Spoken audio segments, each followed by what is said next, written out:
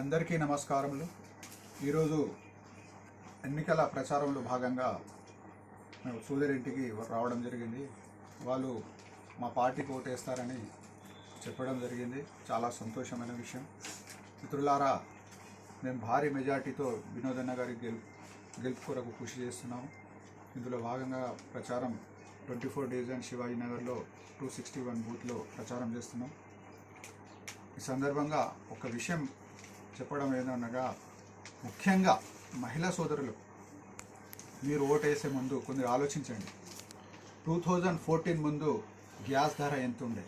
410 రూపాయలు. ఇవాళ 1000 రూపాయలైంది. నిత్యావసరాల వస్తువులు ఎంత ధర పెరుగుతుంది? బీజేపీ గవర్నమెంట్ పోవాలంటే ఖచ్చితంగా సెక్యులర్ పార్టీలు, నిజాయితీగమైన పార్టీలు ఖచ్చితంగా రావాలి. వినోదన్న గారి లాంటి నాయకులు రావాలి, గెలవాలి. అప్పుడే మా సమస్యలు తీరుతాయి. మనం చూసినాం మణిపూర్లో ఏం జరిగింది. అక్కడ ఆర్ఎస్ఎస్ గుండెలు ఎలా చేశారు. అక్కడ క్రిస్టియన్ మైనారిటీస్ ఎక్కువ ఉంటారు. ఇరు వర్గాల మధ్యలో చిచ్చు పెట్టి ఒక సోదరిని నగ్నంగా ఊరేగింపించారు. ఇంత అమానుషం. ప్రపంచంలో మన దేశం ఒక విలువ తగ్గింది. అసొంటి చేష్టలు చేస్తున్నారు, అరాచకాలు చేసినారు. ఆ సోదరి మనసు ఎంత గామైంది మనం అర్థం చేసుకోవాలి, ఆలోచించాలి. మానవత్వం లేని పార్టీ బీజేపీ పార్టీ. ఇది ఆలోచించాలి. మీరు ఓటేసి ముందు ఆలోచించండి. బిల్కిస్ బానుతో ఎలా జరిగింది? ఆమెకు 11 మంది రేపు చేసిరు. అసొంటి నిందితులను వీళ్ళు ఇసిపెట్టిండ్రు. గుజరాత్ ప్రభుత్వం, గుజరాత్ పోలీసులు సుప్రీంకోర్టు ఆర్డర్ తర్వాత మళ్ళీ వాళ్ళకి అరెస్ట్ చేశారు. అసొంటి పరిస్థితులు ఏర్పడతారు. వీళ్ళకి ఏంటంటే ఒకటే తానాషాయి, మనకు అధికారం కావాలి, మానవత్వం ఉండదు వాళ్ళకు. ఒక రాజకీయ నాయకుడు అన్నప్పుడు అందరికీ సమానంగా చూడాలి. బీజేపీ వారు ఏం చేస్తారంటే ఎక్కువ ఓట్లు ఎవరికి ఉన్నాయి? హిందూ సోదరులకు ఉన్నాయి.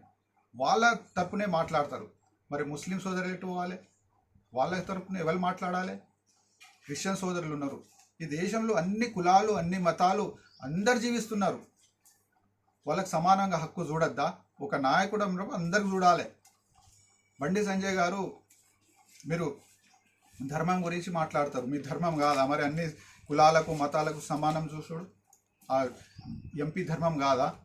ఒకే మతం గురించి మాట్లాడతారు. మీరు ఎప్పుడన్నా చూసినావా? మేము మైనార్టీల గురించి గలం విప్పినప్పుడు కానీ, క్రిస్టియన్ల గురించి మాట్లాడినప్పుడు ఎక్కడ దాఖలు లేవు. ఓట్ల కోసమే రాజకీయాలు చేస్తున్నారు. వాళ్ళకు ఓట్లు ఎక్కువ ఉన్నాయని వాళ్ళ తరపు మాట్లాడతారు. ఆలోచించాలి. ప్రజలు ఆలోచిస్తున్నారు. ఈసారి అయితే ఖచ్చితంగా బీజేపీకి బొందబెట్టే పరిస్థితులు ఉన్నాయి. దేశంలో బీజేపీ రాదు. ఎందుకంటే అన్ని అరాచకాలు చేస్తారు.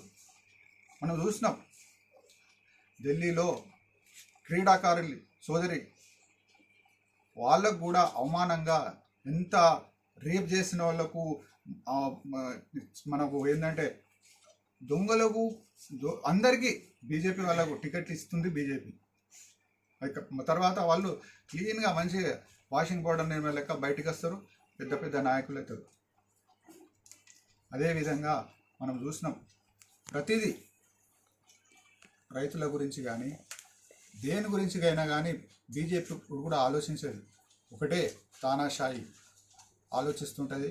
అందుకోసమే ప్రజలకు మరొకసారి మేము విజ్ఞప్తి ఏం చెబుతున్నామంటే, మీరు ఆలోచించండి. ఓటేసే ముందు ఆలోచించండి. నిజాయితీగా చూడండి, గమనించండి. ఎవరు నిజాయితీమైన రాజకీయాలు చేస్తున్నారో వాళ్ళకు ఓటేయండి. అమాయక ప్రజలను వాడుకుంటున్న నాయకులను తిప్పికొట్టండి. మరొక్కసారి మేము ఇదే మీకు విజ్ఞప్తి చేస్తున్నాం. 13 తారీఖు నాడు ఖచ్చితంగా బయటికి వెళ్ళి ఓటేయండి. అభివృద్ధి చేసే నాయకులకి వేయండి. వినోద్ కుమార్ గారు ఒక అభివృద్ధి చేసే నాయకుడు. ఆయనకు ప్రతి సమస్య మీద, కరీంనగర్ సమస్యల మీద కానీ, తెలంగాణ సమస్యలు కానీ, దేశ సమస్యలు కానీ పూర్తిగా అవగాహన ఉంది. పార్లమెంట్లో కొట్లాడతారు. తెలంగాణ ఉద్యమంలో కీలక పాత్ర పోషించారు వినోద్ కుమార్ గారు. కాబట్టి అసొంటి నాయకుడికి వేస్తే మనకు లాభం జరుగుతుంది. ఇది గమనించాలని మరొక్కసారి నేను కోరుతూ థ్యాంక్ యూ. జై తెలంగాణ.